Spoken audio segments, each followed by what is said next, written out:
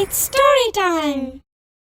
உலக அனுபவத்தை தேடி நாடு விட்டு நாடு போன 2 நண்பர்களுக்கு என்ன நடந்துச்சுன்னு இந்த கதையில பார்க்கலாம். இது வரைக்கும் நம்ம சேனலுக்கு சப்ஸ்கிரைப் பண்ணலைன்னா உடனே சப்ஸ்கிரைப் பண்ணி பக்கத்தில் இருக்கிற பெல் பட்டனை கிளிக் பண்ணுங்க. ஸ்டோரி டைம் தமிழ் சேனலுக்காக உங்களுடன் ரவிசங்கர் பாலச்சந்திரன். கதையை கேட்கலாம் வாங்க. கிருஷ்ணா நதிக்கரை ஓரமா கனக நாடுன்னு ஒரு பெரிய நாடு இருந்துச்சு. அந்த நாட்டோட ராஜா பேரு மார்த்தாண்டன். அவருக்கு ஒரே ஒரு பையன். அவன்தான் அந்த நாட்டோட இளவரசன் விக்ரமன். விக்ரமனுக்கு 5 வயசு தான் ஆயிருந்துச்சு. ஒரு நாள் அரண்மனையோட நந்தவனத்துக்கு விக்ரமன் வந்தப்போ அங்க தோட்டக்காரன் சாரங்கபாணி ஒரு செடிக்கு பதியன் போட்டுக்கிட்டு இருந்தாரு. அவரு கூடவே அவரு பையன் அமரும் அவருக்கு உதவி செஞ்சுக்கிட்டு இருந்தான். இளவரசனை பார்த்த உடனே சாரங்கபாணி பதறி அடிச்சுக்கிட்டு எழுந்திருச்சாரு. ஆனா அமர் அப்படி செய்யல. அவன் ரொம்ப இயல்பா இளவரசனை பார்த்து நட்பா ஒரு சிரிப்பு சிரிச்சான். அப்பவே விக்ரமனுக்கு அவனை ரொம்ப பிடிச்சு போச்சு. அவன் அமர்கிட்ட என்னோட கொஞ்ச நேரம் வந்து விளையாடுறியா அப்படின்னு கேட்டான். ஆனா கொஞ்ச நேரம் விளையாடலான்னு போன 2 பேரும் களைச்சு போற அளவுக்கு தோட்டத்துல ரொம்ப நேரத்துக்கு விளையாடிக்கிட்டு இருந்தாங்க. அதுக்கு அப்புறம் வந்த ஒவ்வொரு நாளும் அமரை தேடி விக்ரமன் தோட்டத்துக்கு வர ஆரம்பிச்சான். கொஞ்ச நாள்லேயே 2 பேரும் ரொம்ப நெருங்கிய நண்பர்களாயிட்டாங்க. விக்ரமனும் அமரும் வளர்ந்து இப்ப 2 பேருக்கும் 20 வயசு ஆயிருந்துச்சு. ராஜா மார்த்தாண்டனுக்கும் இப்ப கொஞ்சம் வயசாயிட்டதுனால இளவரசன் விக்ரமனுக்கு பட்டம் கட்டி அவனை கனக நாட்டுக்கு ராஜா ஆக்கிட்டு கொஞ்ச நாள் காட்டுக்கு போய் தவம் செய்யலாம் அப்படின்னு மார்த்தாண்டன் முடிவு செஞ்சாரு. தன்னோட முடிவை பத்தி அவரு விக்ரமன் கிட்ட சொன்னப்போ விக்ரமன் சொன்னா, எனக்கு இன்னும் உலக அனுபவம் இல்ல. சில நாடுகளுக்கு பயணம் செஞ்சு நான் உலக அனுபவத்தை தெரிஞ்சுக்கிட்டு வந்து அதுக்கு அப்புறம் இந்த நாட்டுக்கு ராஜாவா பதவி ஏத்துக்கிறேன். எனக்கு ஒரு 2 வருஷம் மட்டும் நீங்க அவகாசம் தரணும் அப்படின்னு கேட்டுக்கிட்டான். மார்த்தாண்டனும் அதுக்கு ஒத்துக்கிட்டாரு. ஆனா நீ தனியா போகக்கூடாது, உன் கூட சில வீரர்களை துணைக்கு அழைச்சுக்கிட்டு போ அப்படின்னு அவரு சொன்னப்போ என் கூட அமர் மட்டும் வந்தா போதும் அப்படின்னு விக்ரமன் சொல்லிட்டான். விக்ரமனோட சில நாடுகளை சுத்தி பார்க்க போறதா அமர் சாரங்கபாணி கிட்ட சொன்னப்போ அவரு சொன்னாரு, விக்ரமன் இன்னும் கொஞ்ச நாள்ல நம்ம நாட்டுக்கு ராஜாவா பதவி ஏத்துக்க போறாரு. நீ அவர் கூட நட்பா இருந்தாலும் அவர்கிட்ட எந்த உதவியையும் எதிர்பார்க்க கூடாது. பயணம் முடிச்சு திரும்பி வர வரைக்கும் நீ ஒருத்தந்தான் விக்ரமன் கூட போறதுனால அவரை ரொம்ப பத்திரமா பார்த்துக்கணும் அப்படின்னு சொன்னாரு. இது நடந்து 2 நாள் கழிச்சு விக்ரமனும் அமரும் ஆளுக்கு ஒரு குதிரையை எடுத்துக்கிட்டு பயணத்துக்கு கிளம்பினாங்க. மற்ற நாடுகளுக்கு போறதுக்கு முன்னாடி கனக நாடு எப்படி இருக்குன்னு பார்க்கலான்னு நாட்டோட ஒவ்வொரு பகுதியிலையும் 2 பேரும் கொஞ்ச நாளைக்கு சுத்திக்கிட்டு இருந்தாங்க. நம்ம நாட்டை பத்தி இப்ப நம்ம 2 பேருக்கும் ஓரளவுக்கு தெரிஞ்சிடுச்சு. மற்ற நாடுகளை பார்த்தாதான் நம்ம நாடு எப்படி இருக்குன்னு ஒப்பீடு செஞ்சு பார்க்க முடியும். இனிமே வேற நாடுகளுக்கு போகலாம் அப்படின்னு முடிவு செஞ்சு கனக நாட்டோட எல்லை பகுதிக்கு அவங்க வந்தாங்க. கனக நாட்டுக்கு பக்கத்துல பிங்கள நாடுன்னு இன்னொரு பெரிய நாடு இருந்துச்சு. கனக நாட்டோட எல்லையை தாண்டி பிங்கள நாட்டுக்குள்ள அவங்க வந்ததும் அந்த நாட்டோட தலைநகரம் பிங்களாபுரத்துக்கு போகலாம் அப்படின்னு முடிவு செஞ்சாங்க.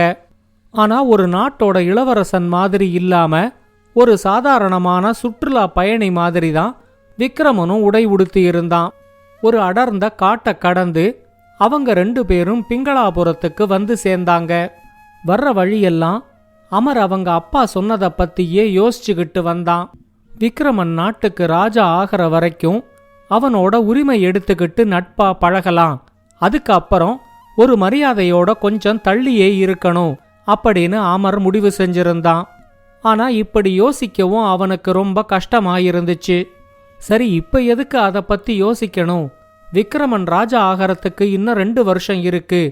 இந்த 2 வருஷமும் தன்னோட ஒரே வேலை விக்ரமனை பாதுகாப்பா திரும்பவும் நாட்டுக்கு கூட்டிக்கிட்டு போறதுதான். அதை தவிர வேற எதை பத்தியும் யோசிச்சு குழம்ப வேண்டாம் அப்படின்னு அமர் முடிவு செஞ்சான். பிங்களாபுரத்துக்கு வந்து சேர்ந்த விக்ரமனுக்கும் அமருக்கும் ரொம்பவே களைப்பா இருந்துச்சு. அவங்க 2 பேரும் ரொம்ப நேரம் குதிரையில பயணம் செஞ்சு அங்க வந்து சேர்ந்திருந்தாங்க. அங்க ஒரு பூங்கா இருக்கிறத பார்த்ததும் விக்ரமன் அமர்கிட்ட, ரொம்ப களைப்பாவும் பசியாவும் இருக்கு, இங்க கொஞ்ச நேரம் ஓய்வெடுத்ததுக்கு அப்புறம் 2 பேரும் சாப்பிட போகலாம் அப்படின்னு சொல்லிட்டு அங்க இருந்த ஒரு மரத்தடியில படுத்துட்டான். அமருக்கும் ரொம்ப களைப்பா இருந்தாலும் விக்ரமன் நல்லா தூங்குற வரைக்கும் அமர் அவனுக்கு ஒரு விசிறிய வச்சு காத்து வர்ற மாதிரி வீசிக்கிட்டே இருந்தான். மரத்தடியில படுத்த 5வது நிமிஷம் விக்ரமன் நல்லா தூங்கி போயிட்டான். அப்பதான் அமருக்கு விக்ரமன் சொன்னது ஞாபகத்துக்கு வந்துச்சு. ரொம்ப களைப்பாவும் பசியாவும் இருக்கு அப்படின்னு விக்ரமன் சொன்னதுனால அவன் தூங்கி எழுந்திருக்கிறதுக்குள்ள ஏதாவது பழங்களை பறிச்சுக்கிட்டு வந்து வைக்கலாம் அப்படின்னு நினைச்சுக்கிட்டு அமர் அந்த இடத்த விட்டு கிளம்பினான். அமர் கிளம்பி போன கொஞ்ச நேரத்துல அந்த பூங்காவுக்கு வாசல்ல ஒரு தேர் வந்து நின்னுச்சு. அந்த தேர் கூட சில குதிரை வீரர்களும் வந்திருந்தாங்க. அவங்க பூங்காவுக்குள்ள போய் அங்க தூங்கிக்கிட்டு இருக்கிற விக்ரமனை பார்த்தாங்க. யாரோ சில பேர் குதிரையில வர்ற சத்தம் கேட்டு விக்ரமனும் தூக்கம் கலைஞ்சு எழுந்திருச்சு உக்காந்துகிட்டான். அமர் பழங்களை பறிச்சுக்கிட்டு மறுபடியும் பூங்காவுக்கு வரும்போது அந்த பூங்காவே ரொம்ப பரபரப்பா இருந்துச்சு. தேர் கூட வந்த குதிரை வீரர்கள் விக்ரமன் கிட்ட சொன்னாங்க, எங்க பிங்கள நாட்டோட ராஜா எதிர்பாராத விதமா 4 நாள் முன்னாடி இறந்து போயிட்டாரு. அவருக்கு வாரிசுகள் யாரும் இல்லைங்கிறதுனால ராஜகுருவோட யோசனைப்படி குதிரைகள் பூட்டின தேரை நாங்க அரண்மனையிலேருந்து அனுப்பினோம். அது எந்த இடத்துல யார் பக்கத்துல நிக்குதோ அவங்க தான் நாட்டுக்கு அடுத்த ராஜா அப்படின்னு முடிவு பண்ணிருந்தோம். 2 நாளா அந்த தேர் எந்த இடத்துலயும் நிக்காம ஊர் முழுக்க சுத்தி வந்துகிட்டு இருந்துச்சு.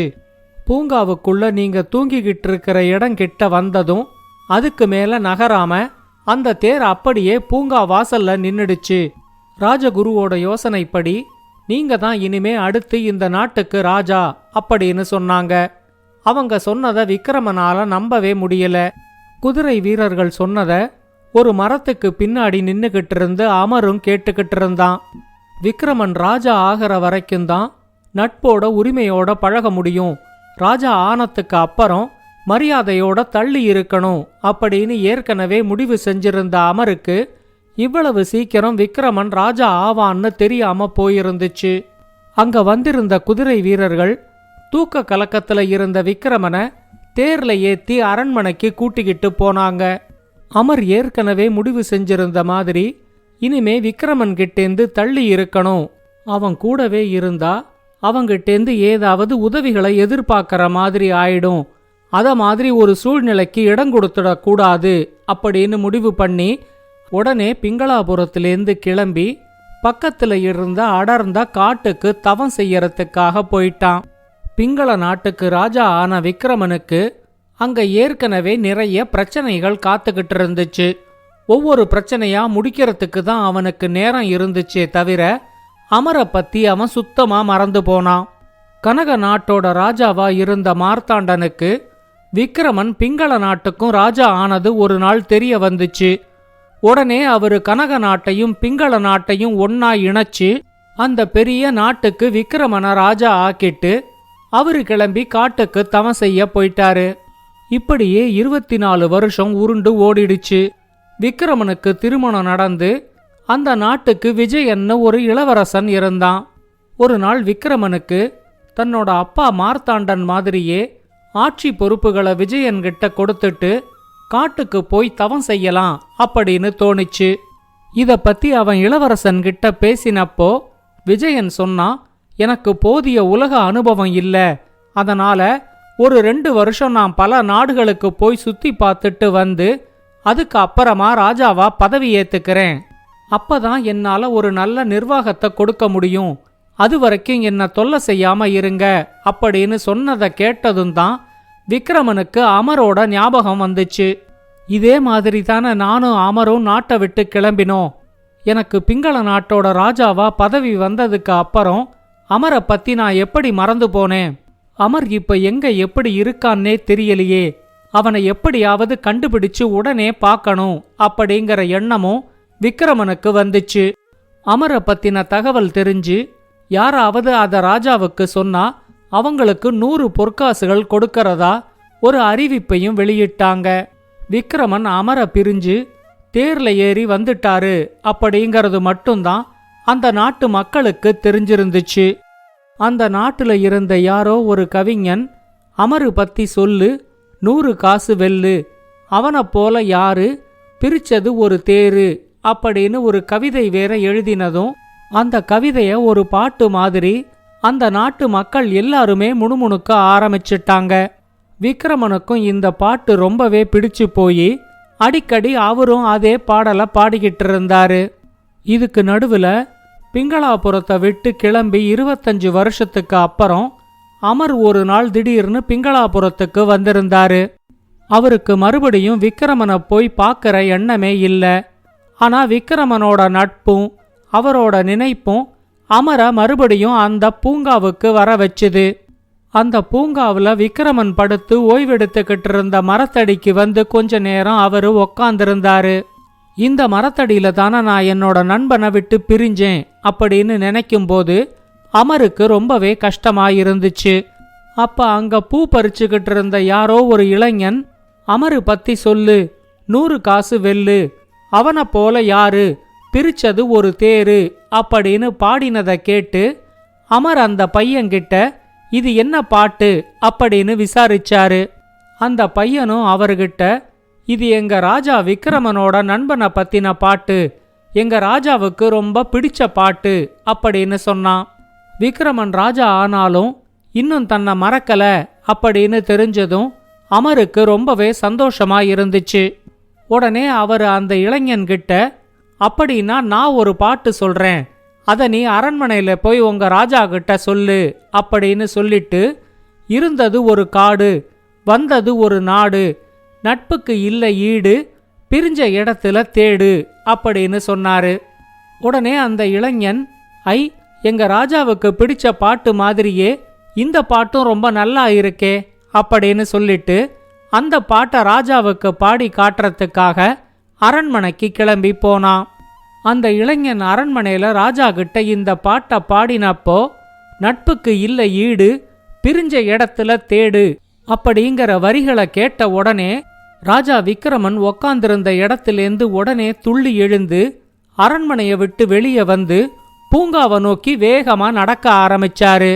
பூங்காவில் தான் தூங்கிக்கிட்டு இருந்த மரத்தடியில உக்காந்திருந்தவரை பார்த்த உடனே அவர் அமருங்கிறது ராஜா விக்ரமனுக்கு உடனே தெரிஞ்சிடுச்சு. அவர் அமர்கிட்ட இத்தனை வருஷமா உன்னை பிரிஞ்சிருந்து உன்னை தேடாம இருந்ததுக்காக என்னை மன்னிச்சிடு, நீ இனிமே அரண்மனையில என்னோட தான் இருக்கணும் அப்படின்னு சொன்னாரு. இப்ப அமர் சொன்னாரு, தப்பு ஓ மேல இல்ல, நீ ஒரு நாட்டுக்கு ராஜா ஆனதுக்கு அப்புறம் நான் உன்னை விட்டு கொஞ்சம் தள்ளி இருக்கணும்னு முடிவு செஞ்சேன், அதனால தான் இத்தனை வருஷமும் நான் உன்னை பார்க்க வரல அப்படின்னு சொன்னாரு. அமர் சொன்னதை கேட்டதும் அடுத்து என்ன செய்யணுங்கிறது விக்ரமனுக்கு உடனே புரிஞ்சு போச்சு. அவரு உடனே இளவரசன் விஜயனை வர சொல்லி, நான் என்னோட நண்பன் அமரோட காட்டுல வசிக்கலான்னு இருக்கேன், அதனால நீ இப்பவே இந்த நாட்டுக்கு ராஜா ஆயிடு, அதுக்கப்புறம் நீ வேண்டிய பயணங்களை செஞ்சு உலக அனுபவத்தை தெரிஞ்சுக்கோ அப்படின்னு சொல்லி அடுத்து வந்த ஒரு நல்ல நாள்ல விஜயனுக்கு ராஜாவா பட்டம் கட்டினாரு. அவர் அமர்கிட்ட இப்ப நான் எந்த நாட்டுக்கும் ராஜா இல்ல, அதனால நீ உரிமையோட நட்போட என்னோட பழகலாம், வா நாம 2 பேரும் காட்டுக்கு போகலாம் அப்படின்னு சொல்லி அமர் கூட அவரும் காட்டுக்கே கிளம்பிட்டாரு. இந்த கதையை பத்தின உங்களோட கருத்துக்களை ஸ்டோரி டைம் தமிழ் யூடியூப் சேனல்லையும் பாட்காஸ்ட்லையும் பின்னூட்டத்தில் கமெண்ட்ஸா பதிவு பண்ணுங்க. இந்த கதை உங்களுக்கு பிடிச்சிருந்தா லைக் பண்ணுங்க, கமெண்ட் பண்ணுங்க, ஷேர் பண்ணுங்க. மறக்காம ஸ்டோரி டைம் தமிழ் சேனலை சப்ஸ்கிரைப் பண்ணுங்க. அப்படியே பக்கத்துல இருக்க அந்த பெல் ஐகானை கிளிக் பண்ணுங்க.